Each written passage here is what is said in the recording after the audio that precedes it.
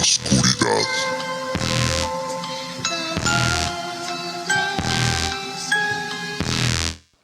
Caminando en la oscuridad. ¿Ya nos sigues en YouTube? Si no, dale al botón de suscribirte y también activa la campanita para estar pendiente de todo lo que publicamos. También recuerda que estamos en Spotify. En esta ocasión les voy a platicar una historia que vivieron 3 hermanos y que nos hace preguntarnos, cuando estamos solos en casa, ¿realmente estamos solos? ¿Alguna vez te has puesto a verificar si hay algo que no sea de este plano, que te esté acompañando quizá para darte un mensaje o para molestarte? Sobre esta pregunta versa esta historia que les voy a contar. No estaban solos. 3 hermanos, el mayor de ellos adolescente y el más pequeño de 8 años, se habían quedado solos en casa porque sus padres salieron a un compromiso y confiaron en el hermano mayor para cuidar de la casa. Tanto el mayor como el mediano se dedicaron a jugar videojuegos, cada uno en su recámara. Al más pequeño ya le había dado la orden para que se fuera a dormir y, aunque también estaba en su recámara, definitivamente no estaba durmiendo. Esto el hermano mayor lo supo porque constantemente escuchaba el golpeteo de una pelota en las paredes y en el piso. A pesar de estar metido en su videojuego, llegó un punto en que se desesperó de estar escuchando la pelota y fue a llamarle la atención al más pequeño. Este, medio emberrinchado, le dijo que quería seguir jugando con su pelota y que no tenía sueño. El hermano mayor no quiso seguir discutiendo y regresaron a sus actividades. En un momento dado, el pequeño, jugando con la pelota contra la pared, según relata, al momento en que la pelota dio contra la pared y debía regresar a sus manos, esta hizo un extraño, cayó en el piso y se metió debajo de la cama. El pequeño se arrodilló, se asomó debajo de la cama y alcanzó a ver la pelota.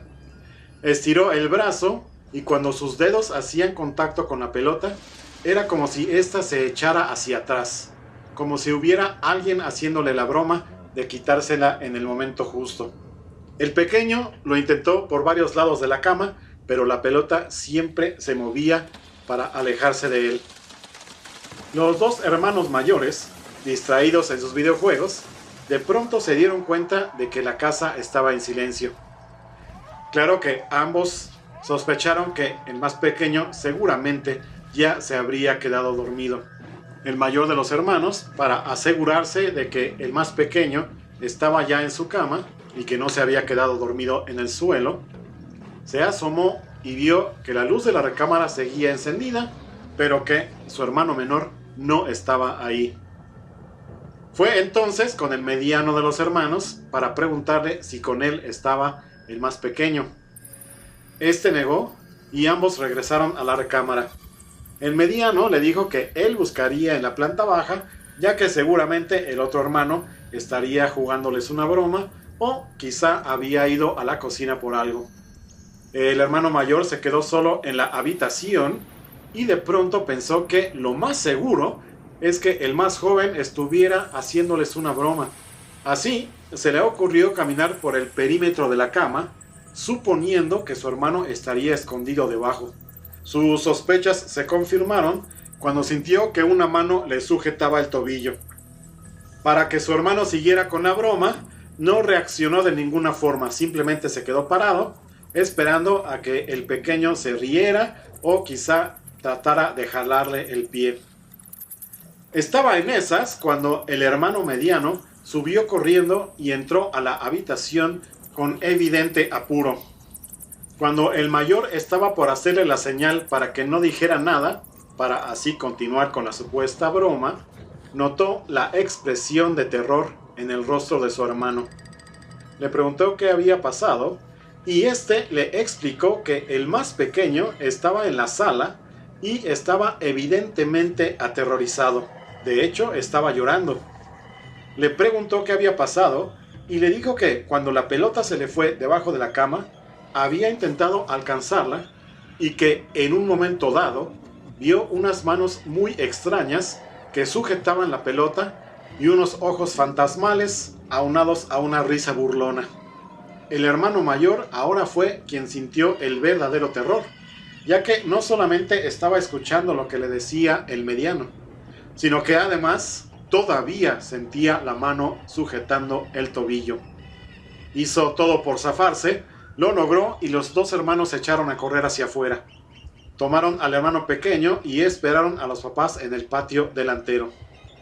Cuando estos llegaron, les explicaron todo lo que había ocurrido.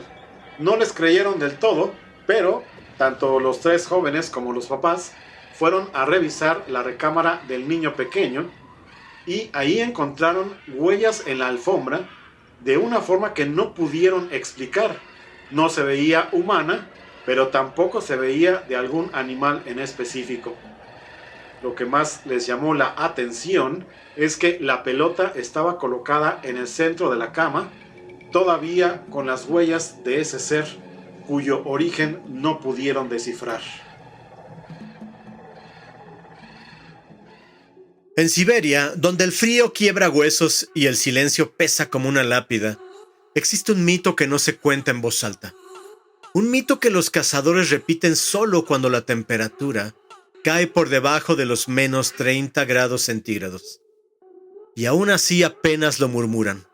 Una sombra viva, un eco oscuro del bosque, y lo único que necesita para encontrarte es tu nombre. En esta ocasión quiero contarles su origen y dos experiencias, una antigua y otra reciente, de quienes lo escucharon y no debieron haber respondido. El Negot. En ruso antiguo, Negot significa algo que se acerca a lo informe, lo que no debe ser visto o literalmente aquello sin nombre. Pero esa es la ironía, el Negot sí usa nombres, el tuyo.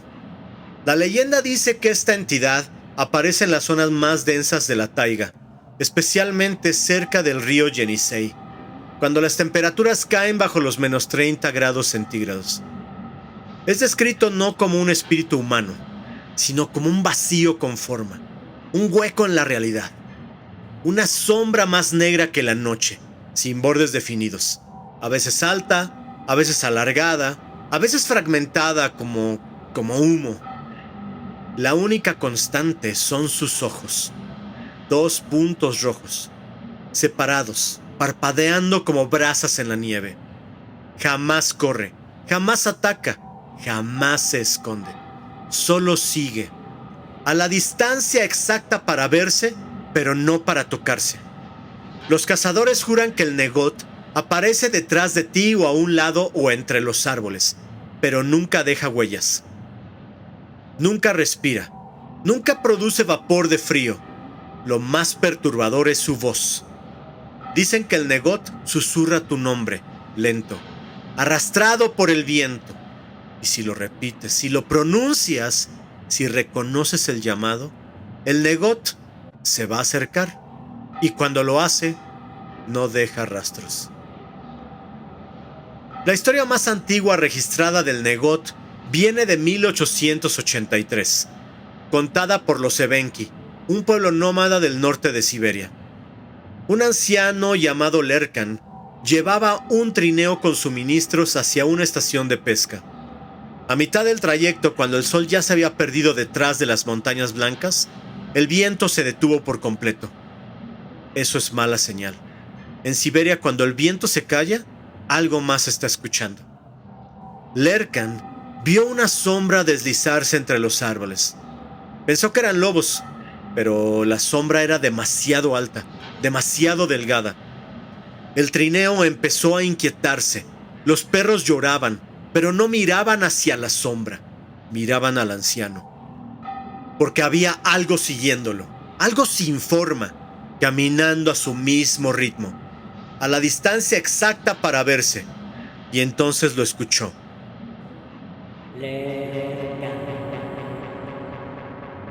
El anciano cerró los ojos. No sabía lo que era, pero algo le decía que no debía responder. El miedo es un traidor. La voz regresó más clara. El anciano tomó aire, confundido, aterrado. y respondió sin pensar: ¿qué quieres? Fue suficiente.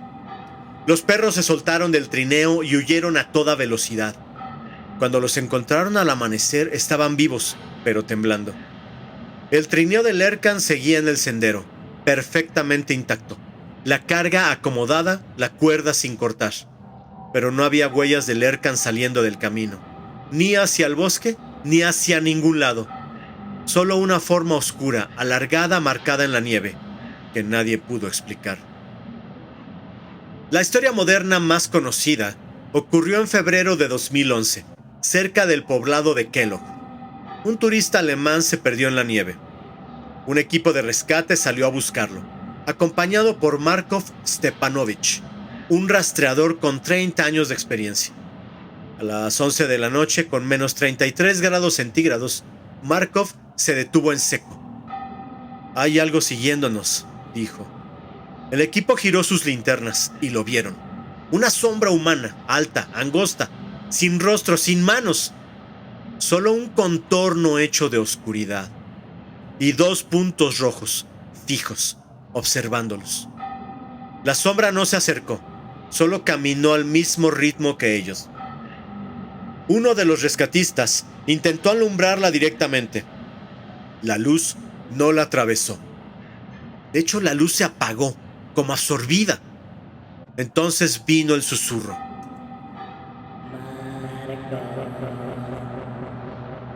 El rastreador tragó saliva.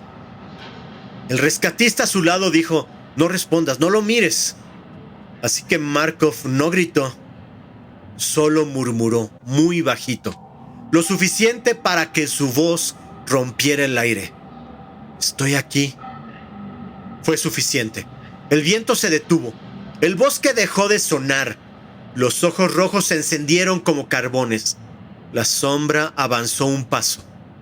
El equipo corrió.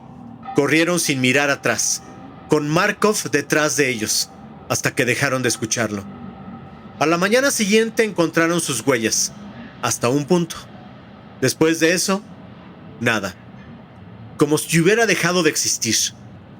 A 50 metros sobre la nieve había 2 marcas circulares, negras, como brasas apagadas. El supervisor del equipo solo dijo: «El Negot lo llamó». Y él respondió. Todos tenemos un nombre, pero no todos debemos escucharlo cuando viene del bosque. Porque hay sombras que no atacan, no persiguen, no corren. Solo esperan a que pronuncies lo que ellas ya saben, tu nombre. Y cuando respondes, la nieve se abre y el silencio te reclama. Y así cerramos este episodio. Uno que nos llevó desde la intimidad de una casa donde 3 hermanos descubrieron que en realidad nunca estuvieron solos, a los bosques helados de Siberia. Primero, el dragón literario nos trajo No estaban solos, una historia que nos recuerda que a veces el peligro no viene del bosque, ni del frío, ni de lo desconocido, sino de aquello que creemos que ya quedó atrás. De un ser que reclama, que insiste y que no siempre quiere ser olvidado. Y conocimos al Negot, esa sombra que no corre, no grita, no ataca, solo observa, solo sigue, solo espera que cometas el error de responderle. 2 relatos distintos, unidos por la misma verdad inquietante, que hay presencias que no necesitan mostrarse para cambiarlo todo. Basta un susurro, un paso en el pasillo, una sombra que no debería estar ahí. Gracias por acompañarnos en Caminando en la Oscuridad. Si te gustan nuestras historias, te invitamos a seguirnos en YouTube y Spotify, donde cada semana nos adentramos un poco más en lo que vive y lo que no debería vivir, al otro lado de la oscuridad. Y esta noche, antes de dormir, si sientes que alguien te observa, o si escuchas tu nombre en voz muy baja, no respondas, no mires. Y recuerda, no estamos tan solos como creemos. Todos los derechos reservados. Naucalpan 2025.